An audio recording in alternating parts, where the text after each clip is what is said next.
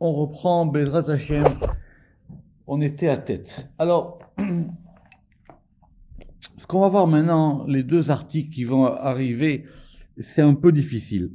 Pourquoi? Alors d'abord, où est-ce qu'on en est? On est ici à Techol. Et Techol, c'est la rate. D'accord? Techol, c'est la rate. C'était déjà connu dans l'Antiquité, même dans la Gemara, que la rate, c'est un organe particulier. Et rappelez-vous l'histoire que c'est marqué aussi que quand on coupait la rate, c'est même rappelé dans la Gemara, je crois, ça permettait justement, comme le sang, je ne sais pas comment, mais en tout cas, on pouvait courir plus vite pour ceux auxquels on leur coupait la rate, d'où l'expression courir comme un dératé. Mais, donc, et ce sont des textes talmudiques et du Zohar aussi qu'on va voir aujourd'hui, qui sont des textes un peu compliqués parce que pour nous, on n'a plus du tout le recul pour les lire comme aujourd'hui avec ce qu'on sait de la médecine mais il faut quand même les faire. Premièrement. Deuxièmement, pour faire une introduction aux deux termes qu'on va voir maintenant, là, Tal et Tochanot après, il y a toute une littérature dans le Zohar, ce qu'on appelait avant de façon générale le shiur koma. C'est quoi le shiur koma? C'est-à-dire littéralement la, la mesure de la hauteur, on va dire comme ça. Et c'est en gros tous les éléments qui concernent les éléments du corps, mais quand on peut les voir appliqués au divin. Donc, on a déjà vu ça déjà dans le Sefer Yetzira, les éléments du corps. On y reviendra aussi, parce que là-bas aussi, il y aura un article sur Techol. Il y a aussi tout ce qui est dans les hydrotes. Il y a aussi tout ce qui est dans les hydrotes. Et c'est un sujet vraiment en soi. Si Dieu veut, on en reparlera encore dans Shar Aneshama, parce que là-bas, ça sera vu de façon plus globale.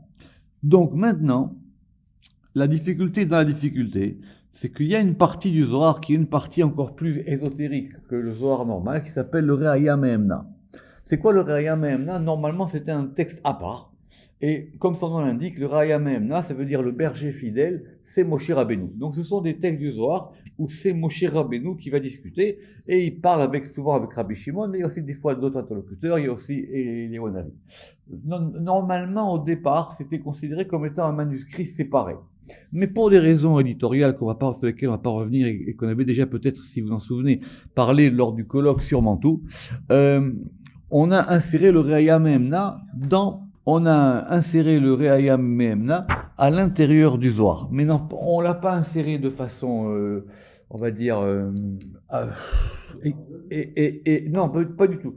On l'a pas inséré de façon équivalente, donc c'est comme si on l'avait coupé en morceaux et on l'a réparti comme parachute. Pour même la petite histoire, comme il y avait eu une espèce de concurrence entre les éditeurs de Mantoue et Crémone. Donc, dans le premier volume de Bereshit de Mantoue, il n'y a pas de Re'aya Me'emna. Et alors que dans le Crémone, il était déjà là-bas, et c'est uniquement à partir du deuxième volume qu'on a mis le Re'aya Me'emna. Bref, le Re'aya Me'emna, ce sont des morceaux de Zohar qui ont été dispersés, on dirait aujourd'hui dispatchés, à l'intérieur du Zohar. Et il y a un grand morceau dans Parashat Pinchas, qui va durer une dizaine de pages dans le Re'aya Me'emna. Donc ce sont des textes encore plus difficiles que le Zohar lui-même. Et là-bas, il y a une discussion entre Rabbi Shimon et Moshe Rabbeinu sur les membres du corps. D'accord. La vérité, c'est très complexe. C'est très complexe et on peut juste faire que suivre le texte. Donc évidemment, le point de général, c'est que on parle des organes donc humains, évidemment. Donc la rate ici, c'est la rate, ça c'est clair. On parle de ça. Et il s'est expliqué là-bas en préambule que dans les organes du corps, il y a aussi, comme dans le corps, le bon côté et le mauvais côté. Donc, comme le Ramak, il était à la lettre tête, il en est à Techol, et donc il ne pouvait pas ne pas ramener ce fameux texte, qui est un texte très compliqué qu'on va maintenant, qui est dans le Parashat Pinchas, à la page Resh Lamed Dalet Amoud Aleph. En tout cas. Donc déjà, si on reprend d'après la Gemara, elle va évidemment parler de cette notion cette notion de la rate. Évidemment, pas pour des notions de cache-route, parce que pour la cache-route aussi, on verra que la rate, comme c'est un organe avec le foie, où il y a une circulation sanguine particulière, donc il y a des règles particulières pour cachériser la rate quand on veut la manger d'un animal. Mais ici, on parle de la rate humaine. Donc la Gemara dit là-bas que c'est marqué là-bas dans Brachot que la rate c'est l'organe qui fait rire, d'accord? Techol sochek, parce que ça procure une joie dans la personne. On sait comme ça que c'est écrit là-bas. Et ce rire-là, veusrok akessil, c'est le rire de l'imbécile. Ça veut dire comme s'il y avait dans la rate quelque chose qui était un peu plus que vain, et on va voir comment le soir il va amplifier le trait. Et donc c'est comme ça que c'est expliqué au nom de Rabbi Shimon de Chai dans le Reya Mehemna, dans ce fameux passage qui est très très long et qui va être fait comme ça. Alors, et le Reya Mehemna, c'est un peu comme le Tikkun Hazor, c'est-à-dire qu'on va mélanger beaucoup de sujets à la fois. Donc il faut évidemment connaître tous ces sujets, sinon on s'y perd. Vous vous rappelez tous que Yom Revi, le mercredi de la création, ont été créés les luminaires. D'accord, très bien, et que c'est marqué là-bas, à Meorot. Et en dehors du fait qu'il y a le grand luminaire, le petit luminaire, et qu'après il y aura l'histoire de la lune et du soleil, ça c'est connu, on l'a vu dans Shar Miyut Ayareach, il y a cette anomalie que le premier Meorot, il est écrit sans vav. D'accord? Et donc on lit presque Meherat. Or Meherat, ça veut dire quoi? Meherat, ça veut dire la malédiction. Comme s'il y avait une malédiction sur ce jour du mercredi. Donc, Meherat Chaser Vav. Et on l'a vu là-bas dans Zohar Bereshit. Pourquoi? Parce que c'est le jour où a été créée la copine de Samer Mem qui s'appelle Lamed Lamed. Puisqu'on verra que Samer Mem, lui, il a été créé le lundi et elle a été créée le mercredi. Donc, Meorot Chaservav, Vedal Lamed Lamed, Mamana, parce que elle, c'est la préposée aux ennuis. D'accord? Donc, quand il y a des ennuis, ça vient souvent d'elle, mais ça vient aussi souvent de lui. Et le Zohar plus haut, il ramène à propos d'un verset qui parle des Asukim. Les Asukim, ça veut dire sont des gens qui sont perturbés. Et elle, c'est une perturbatrice. D'accord? Être Asuk en hébreu, ça veut dire je suis occupé à, mais ici, c'est dans le sens de perturbation. Et elle, maintenant, et c'est elle qui est préposée à cette préoccupation du monde, et c'est elle-même qui s'appelle Techol. Pourquoi? Parce que lui, il s'appelle Kaved, lui, il s'appelle le foie, et elle s'appelle Techol, et elle s'appelle la rate. Ne cherchez pas à comprendre ce qui est marqué dans le Zohar. Ve'yazlat, et on a vu là-bas, c'était quoi, elle, son grand problème? C'est que Chas Shalom, c'est elle qui causait la mortalité enfantine, que Dieu nous en préserve. Ve'yazlat, et elle fait rire les enfants, et évidemment, après, elle leur fait du mal. Et après, effectivement, ça ne peut causer que des problèmes. Je ne traduis pas, ceux qui comprennent. Et donc maintenant, il y a un côté qui va du côté du Techol, et il y a un côté qui va du côté du Kaved.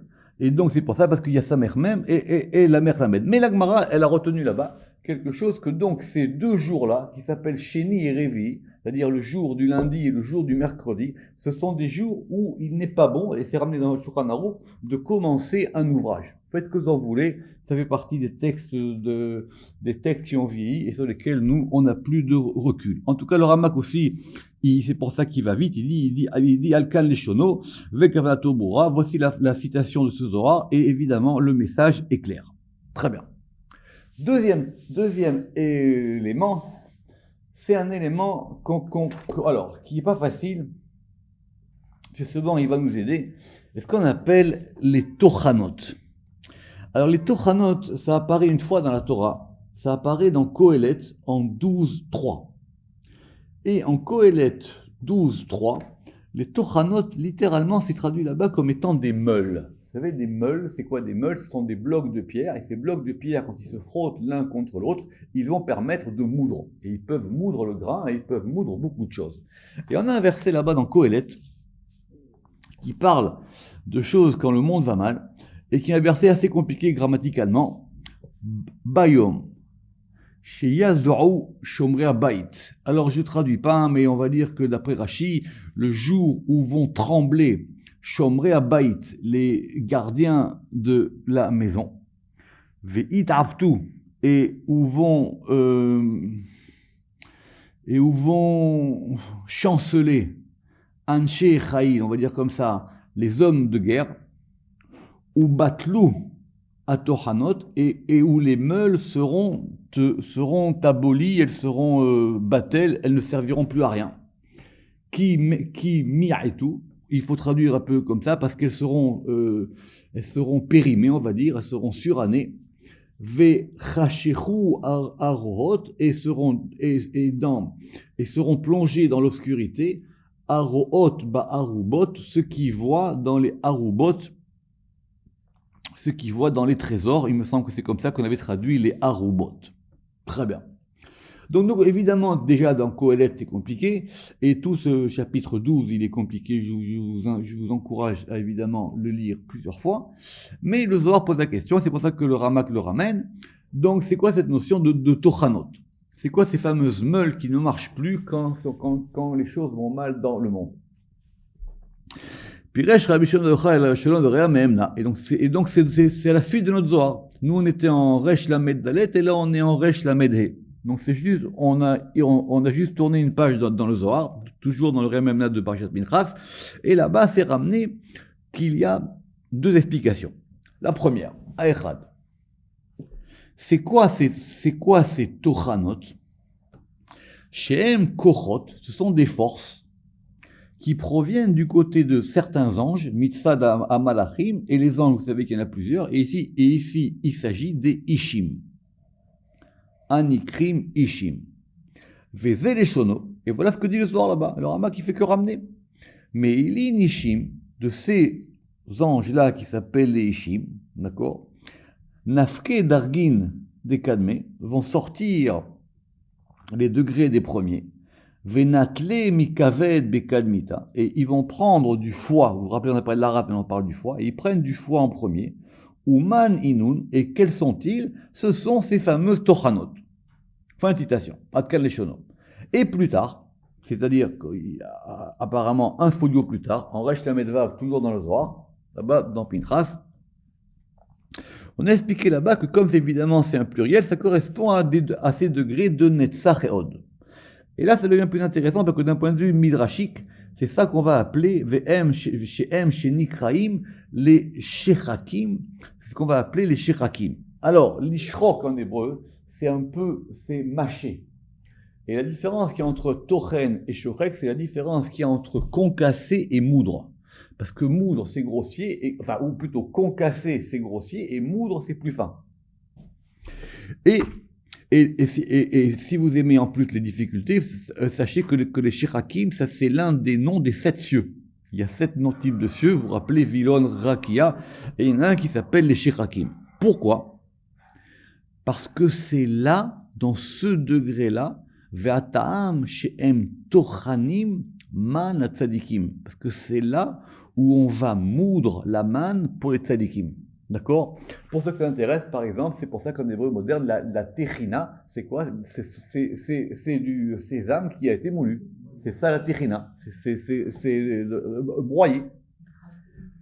C'est effectivement de là que ça vient, cette notion. Donc il y a 2 degrés. Et ces degrés-là, parce que c'est effectivement marqué qu'il y a un lieu où on va broyer, où on va concasser la manne pour les tzadikim. Et pour ceux qui avaient fait Shara Shemot, on l'avait déjà expliqué quand on avait parlé du nom divin qui s'appliquait à Netzach et Od. Vous vous rappelez que le nom divin qui s'appelait à Netzach et Od, il y avait une discussion.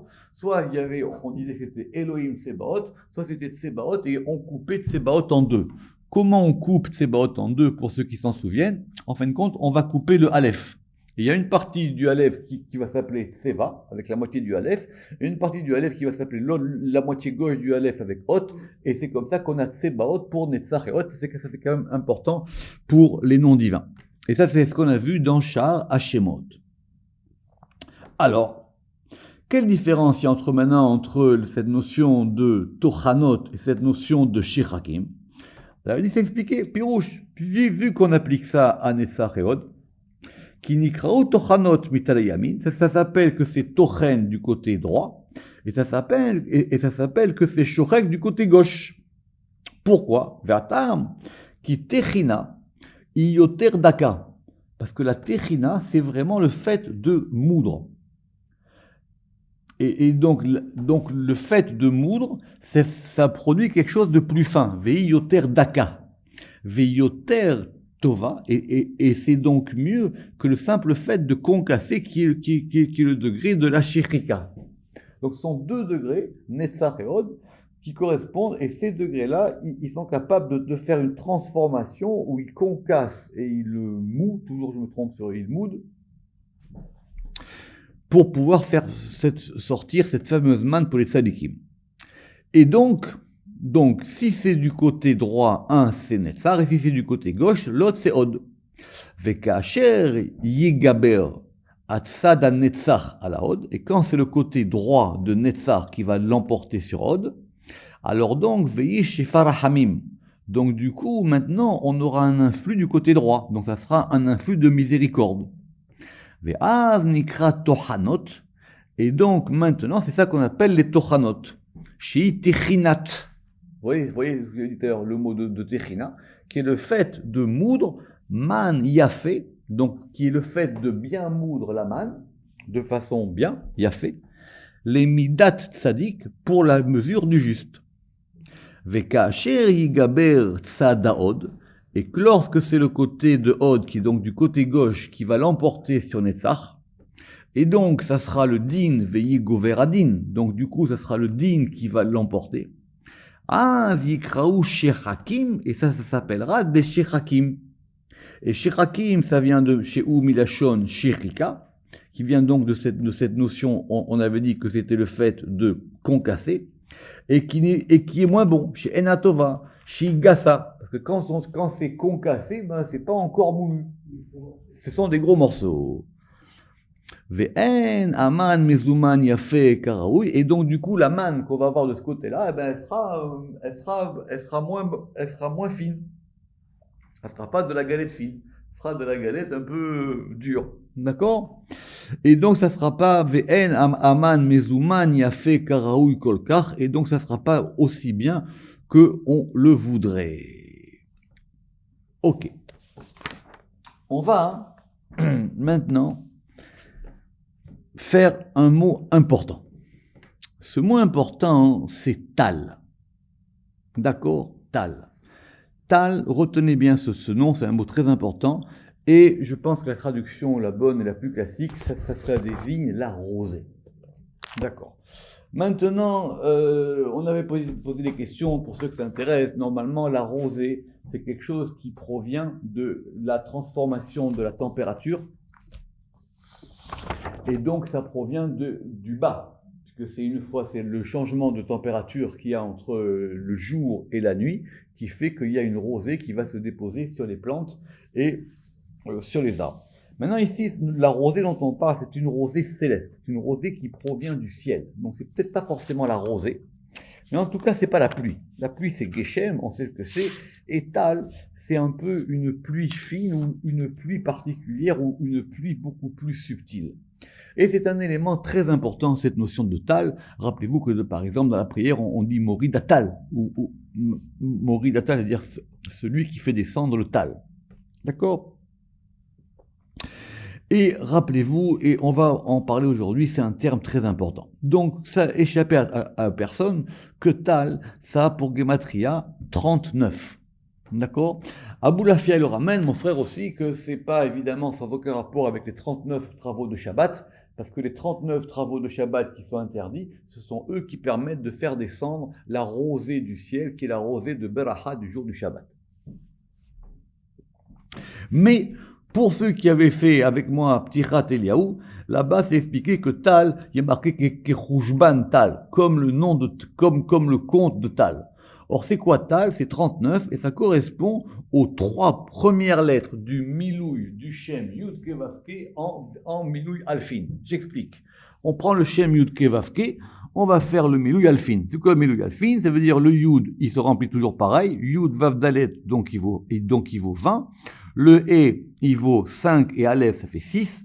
Et le Vav, il vaut donc 2 fois 6, 12, et Aleph, ça fait 13. Et il reste un dernier E, qui vaut 6 et qui donc fait le nom de ce qu'on appelle le Shemma, le nom de 45. Mais si on prend que les 3 premières lettres, on a 39. Donc c'est quoi ce degré de Tal? Ça correspond aux 3 premières lettres du Shemma du Milouï Alfin. Enfin, c'est pareil, du Shemma. Et donc, Veuk Lalut, Yud, Kevav, Shaolim, Tal. Et dans la petite Eliaou, là-bas, pour ceux qui l'ont fait, on peut réécouter les cours en ligne, on a parlé de ce degré de Tal, parce que c'est ce degré-là qui descend et correspond à ces 3 lettres. Pourquoi est-ce qu'on a enlevé la 4e? C'est-à-dire, comment est-ce qu'on passe maintenant de 39 à 45, on rajoute un He? Parce que le He, c'est évidemment le He d'en bas, or le Tal, il descend d'en haut. Très bien. Et on a expliqué que ce Tal-là, pour revenir à ce qu'on a dit plus haut, c'était par lui que descendait la manne. La manne, elle descendait avec la rosée, et c'est ce fameux Tal qui va permettre de ressusciter les morts à la fin des temps, qui est marqué là-bas qui Tal Oroth, et on parlera là-bas aussi évidemment des 39 lumières qui permettent d'apporter la résurrection des morts. C'est expliqué aussi dans le Zohar plusieurs fois. Et donc, c'est quoi ce degré de Tal? Veu Shefa, c'est donc un influx.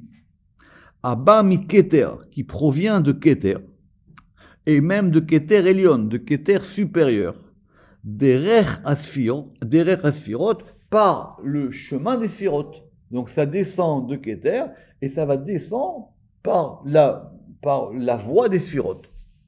Veotiot ele, et donc ces lettres-là dont on vient de parler, d'ailleurs même si vous avez noté que dans Tal, il y avait 3 et 3, 6, ça fait 6 lettres, 6 et 2, ça fait 8. Et donc, et ça va descendre jusqu'à la Malchut. Et la Malchut, c'est le He qui nous manque, ce He plus Aleph. C'est comme ça qu'on passe de 39 à 45. N'oubliez pas que ce nom-là, évidemment, il faut revoir Shara Shemot, que ce nom-là, le Shemma, c'est le nom de 45. Il a pour Gematria Adam, c'est un nom très très important dans le Zohar. Et donc, le Tal, Veotiot ele Adam Malchut Shihe. Et ce Tal, il est aussi sur la tête de Tiferet. Pourquoi? Parce qu'il y a un verset très important dans le Cantique des Cantiques qui est le verset 5 bêtes. Qu'est-ce qu'il y a là-bas et qu'est-ce qu'elle dit là-bas? Elle dit Sheroshi nim la tal. Parce que ma tête, elle est emplie de tal. D'accord? C'est là-bas que le Zohar, il a fait la dracha, Nim la Tal, le milouï de Tal, ça fait le Shem Yud Kevav. Nim la Tal, parce que ça veut dire, elle est remplie, elle est remplie. Donc le milouï de Tal, quand on remplit Tal, on va avoir ce Shem là-bas. Ce verset, il est aussi très connu pour ceux qui vont faire le Sefer Yetzira avec moi jusqu'au bout, parce que c'est l'une des rares occurrences où on a un dagesh dans le resh. Et ça, c'est l'une des preuves qui permet de dire que les fameuses bagades caporettes du Sefer Yetzira, ici c'est une racine. Normalement, c'est très rare d'avoir un dagesh dans le resh. Or, dans Sheroshi Nim Latal, on a un dagesh dans le resh. Donc, ça veut dire quoi quand il a dit là-bas? Parce que ma tête, elle est Nimla, elle est pleine de Tal. Donc, c'est ce fameux nom Yud Kevav, Pirouche. Mi Shefa Elion. Ça provient de quoi? Ça provient de l'influx supérieur, où beau et c'est en lui qu'il y a Triatametim, qu'il y a la résurrection des morts, comme je viens de vous le dire, qui talorote. Et en rapport ou en regard de ce tal, il y a un tal de la Malchut. Il y a un tal masculin, il y a un tal féminin. Or, c'est quoi ce tal de la Malchut? Eh bien, ce sont, comme je vous ai dit, ce sont les 39 travaux.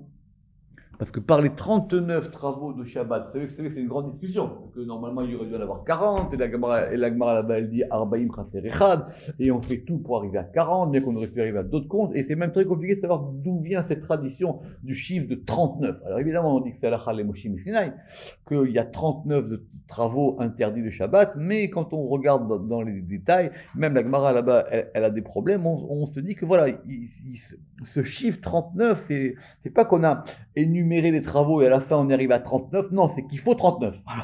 On va s'arranger pour qu'il y ait 39 travaux. Et donc ces 39 travaux qui sont du côté de la Malchut, ils correspondent, on les interdit Shabbat pour pouvoir recevoir ce degré de Tal qui vient d'en haut.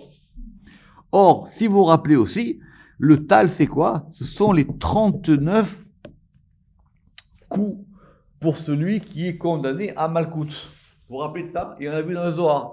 Donc, vous vous rappelez qu'il y avait 39, il y en avait 10 pour... Et ça provenait de la première malédiction de Adam et Chava. On a vu dans le Zohar, il y en avait 10 pour Adam, 10 pour Chava, 10 pour la terre, etc. Vous vous rappelez de ça? Si vous en souvenez bien. Vem lamettat retsuot. Et donc, ce sont les 39 retsuot, les lanières qui flagellent.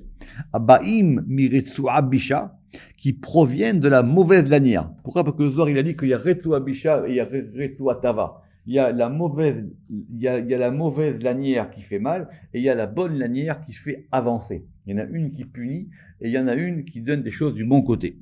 Or, cette mauvaise lanière, elle est la klipa. Comme nous l'expliquerons, si Dieu veut, quand on sera à cette notion de lamet-tet. Parce qu'effectivement, Tal est lamet-tet et il a donc consacré un article à lamet-tet. Et là-bas, c'est expliqué dans lamet-tet, c'est donc au chapitre 12, et que c'était la klipara retsua bisha, c'est-à-dire que c'était la mauvaise écorce, c'est-à-dire la mauvaise lanière par lesquelles on va frapper et qui correspond aussi là-bas, d'ailleurs c'est marqué aussi là-bas que dans la Torah, normalement la flagellation c'est 40 coups, mais on dit 40 moins 1. Parce qu'on dit 40 c'est trop, donc on fait toujours 40 moins 1, verbaim chaser echad. Parce que c'est un degré manquant. Et de ce tal qui devient lamet-tet, c'est de là que provient Lot. Et oui. Et effectivement, c'est de là que provient Lot. Et vous savez que de Lot est venu Kenaan. Et Kenaan, lui, il a eu une malédiction. Et d'accord. Et donc, c'est pour ça que Shabbat, on doit respecter ces 40 travaux moins 1 et qui sont en regard de la sainteté de ces fameuses tal oros, c'est un verset que vous chercherez, qui sont en regard de ces fameuses 39 lumières qui sont des talalé braha, qui sont des rosées de bénédiction. Baruch Adonai Le'olam. Amen ve Amen.